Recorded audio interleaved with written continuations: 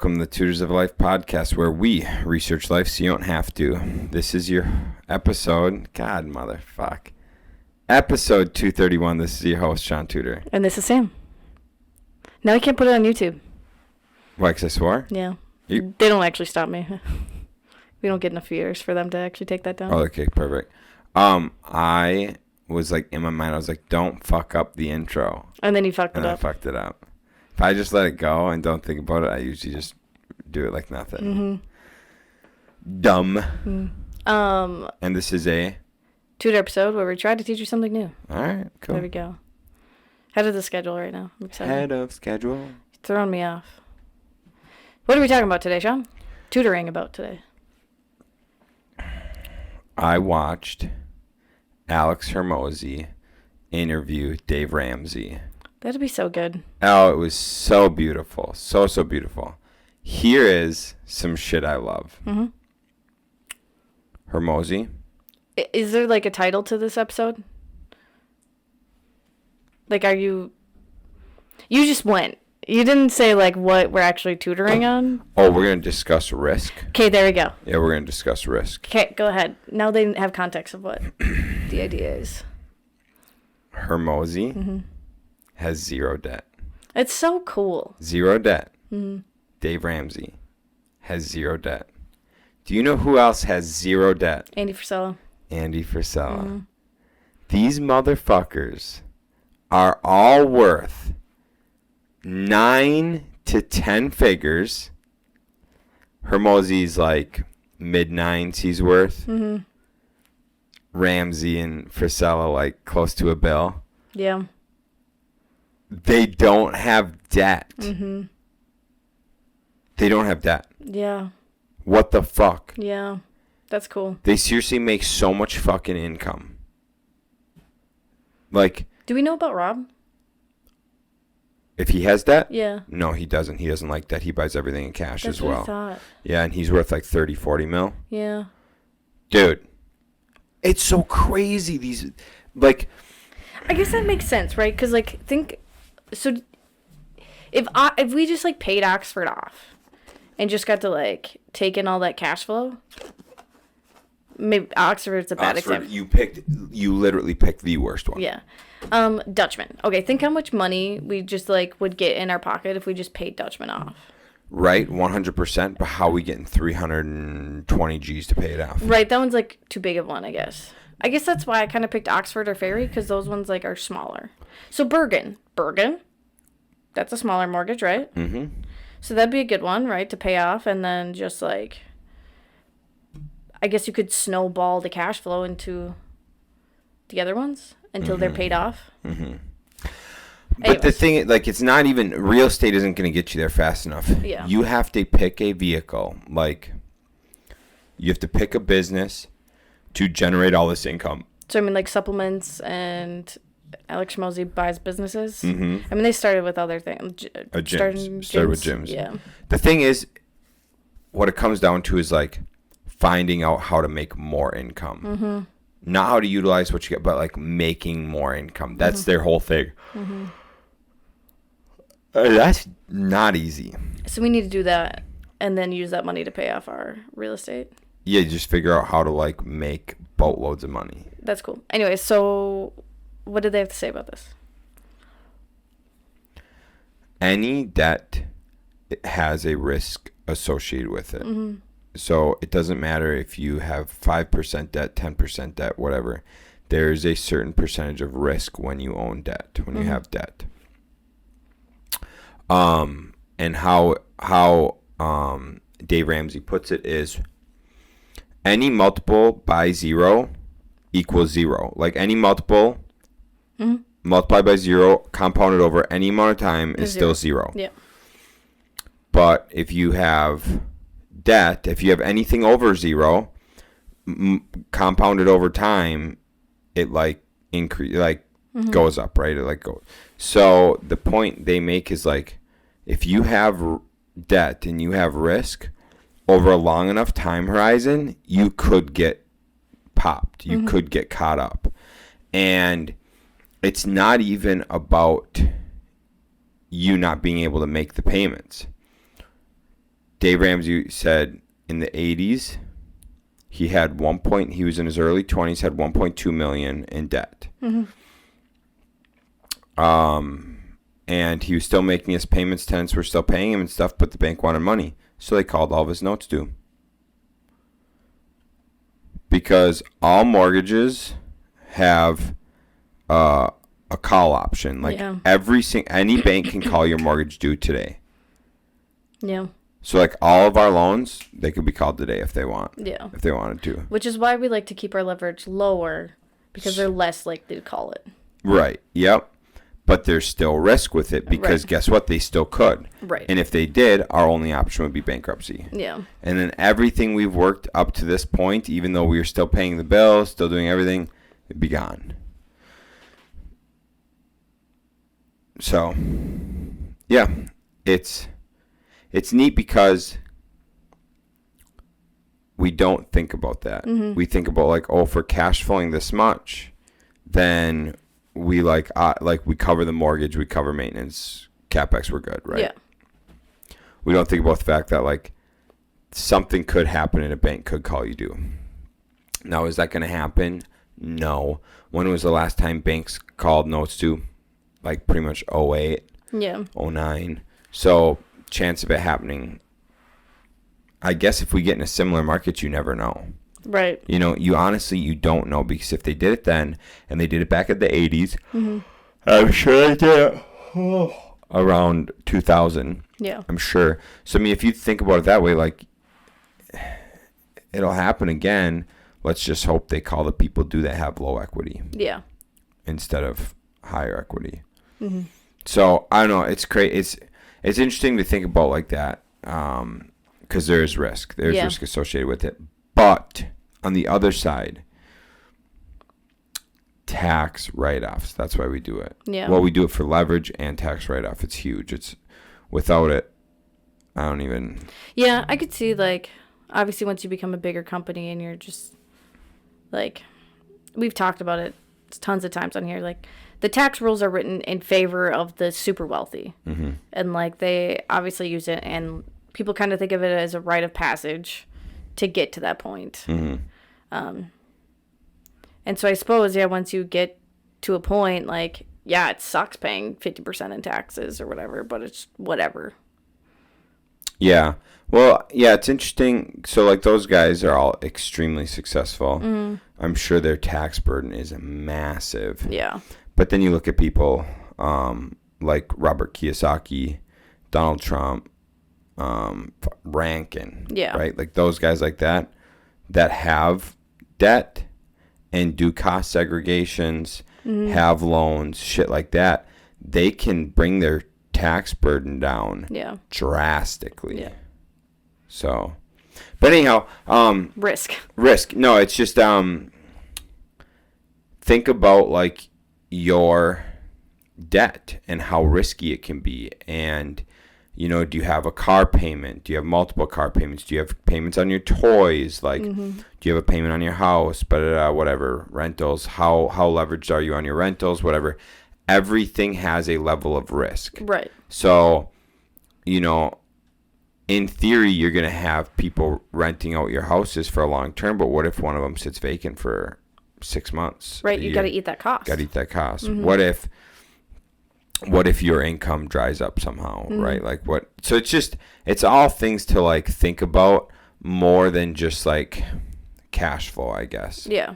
Which I thought it's just a little different way of thinking about it. Mm-hmm. And I mean, these guys are fucking wildly successful, but they all have vehicles that make them. Oh, sorry. They all have vehicles that make them a lot of money. Yeah. So for the average Joe, it's so difficult. The only thing you can do is keep your risk and burden down by like not having personal debt, mm-hmm. and only having debt in like assets. Yeah. It's a way to look at it. Mm-hmm. So that's like the first stage of risk. The second part, which this was awesome to hear. And this is how this thing that Dave Ramsey said when he was interviewed by Graham Stephan, mm-hmm. is why Hormozi does what he does. Okay. Interesting. So, Graham Stephan, Dave Ramsey had the interview, And at the end of the interview, he goes, "Hey, Dave, will you look over my portfolio and tell me if I'm too heavy on real estate or if I need to diversify my portfolio more or what?" And Dave says to him, "Before I look at this, how much knowledge, what percentage of knowledge do you think you have in real estate?" And compared to like stocks, mutual funds, bonds, cryptos, stuff like that. Graham's like, "Well, I'd say 85% of my knowledge is in real estate." Mm-hmm. And he's like, "Okay, sounds good." And he broke down like whatever, few percent crypto, few percent stocks, but whatever, right? Okay, cool. So Dave takes the paper, reads it over. Sure enough, Graham's got around 85% of his portfolio in real estate, and then a couple other things. He goes, "This, for you, is perfectly balanced. Like, this is a perfectly balanced portfolio for you. Now, would this be a perfectly balanced portfolio for me? Absolutely not. But for you, it would be. Because that's what your knowledge is. So go off of, like, if you're 100% knowledge in real estate, don't try to invest in a business or don't try to invest in stocks and bonds and crypto. Like, if you're 100% knowledge on real estate, do 100% real estate." Right. So at that time, Hermosi was like thinking about all these, like, because he had $40 million from his buyout. That was his first portion of his buyout, was $40 million. And so he's like, okay, what do I do with 40 mil? He was looking at like properties and stuff, and he's looking at like putting $5 million down on these properties. So his like 25% down would be $5 million. So he's looking at like $20 to $25 million properties. And he's like, he said he'd get to the finish line and he would just back out because he's like, I just don't understand it. I don't know if it's a good deal. Like, you guys are telling me it's a good deal, but I don't know if it's a good deal. I don't understand it. And so he watched that video, saw that video, and he was like, oh, I know how to scale business. I understand business. He went to Layla. He said, Layla, forget everything else. This is what we're doing. Acquisitions.com. All we're doing is acquiring businesses. That's so cool. Boom. That's what they do now. Fucking genius. Mm-hmm. Forget everything else. Fuck the 401ks, the mutual funds, the real estate. Fuck it all. Mm-hmm. Buying businesses. I thought that was sick. Yeah. That's so smart. I mean, that's like something we don't, I mean, like, you're very knowledgeable in business, but we've never bought a business. We've never done that portion or scaled a business, really. Mm-hmm. Kind of, but not near. No. Right. So, yeah, that's a cool thing to think about. I guess that's something we've never broken down. Right. I mean, if we put all of our time, effort, and knowledge into it, though. Mm-hmm. That's true. And so doing it that way, I mean, that really lowers your risk of, like, what you're doing. Drastically. Yeah. And what better way to have wild income than buying businesses, you know? Yeah.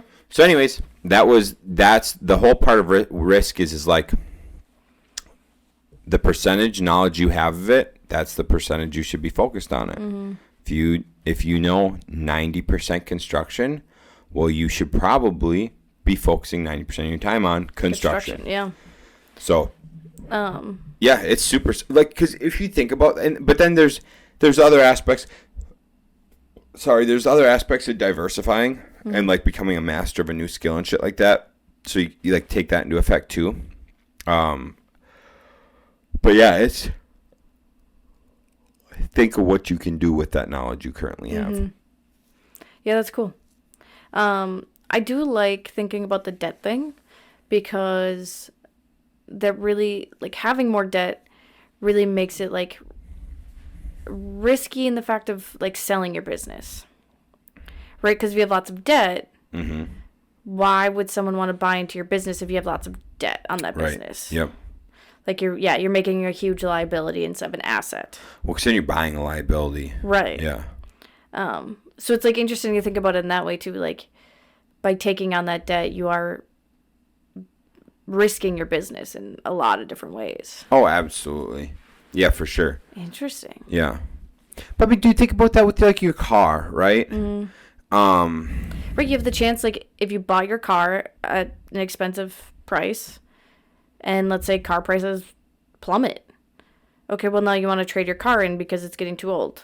Well, your car's worth $5,000 less than what you owe on your loan. Right. So now you got to come to the table with $5,000 just to like break even into going in a new car, or you're going to roll negative equity over because they let you roll your negative equity. Yeah. So they can keep getting paid.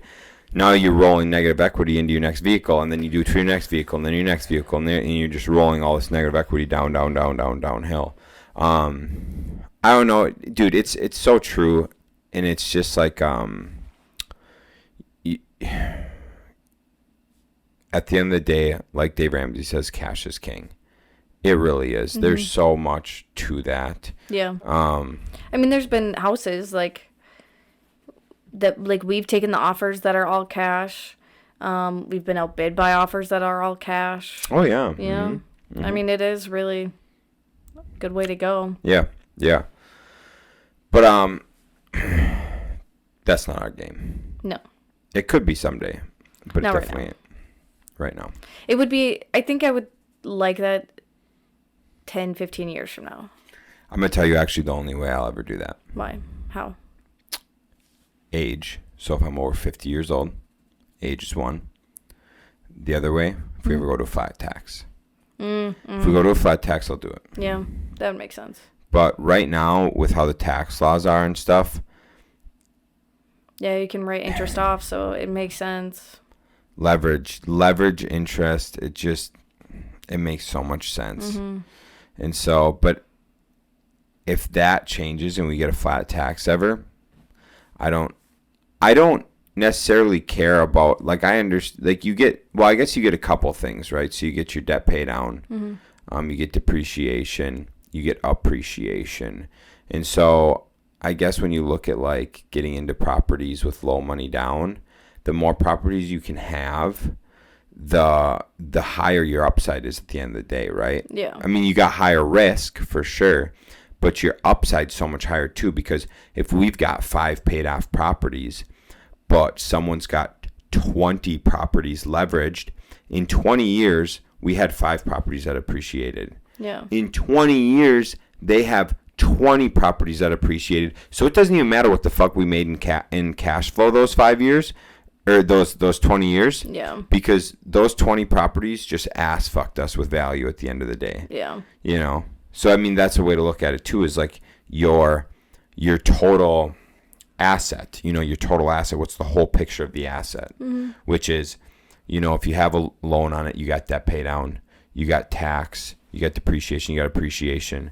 So, like, when our houses get paid off, just like once the loan is done in 25 years. Yeah. Like, I don't want to refinance to get that money back out. No, probably not. I'd probably just keep them at that point. Okay, cool. I'm really hoping in 25 years that I've done enough things right that I won't even give a fuck about that money. Yeah. That's my plan. Okay, cool.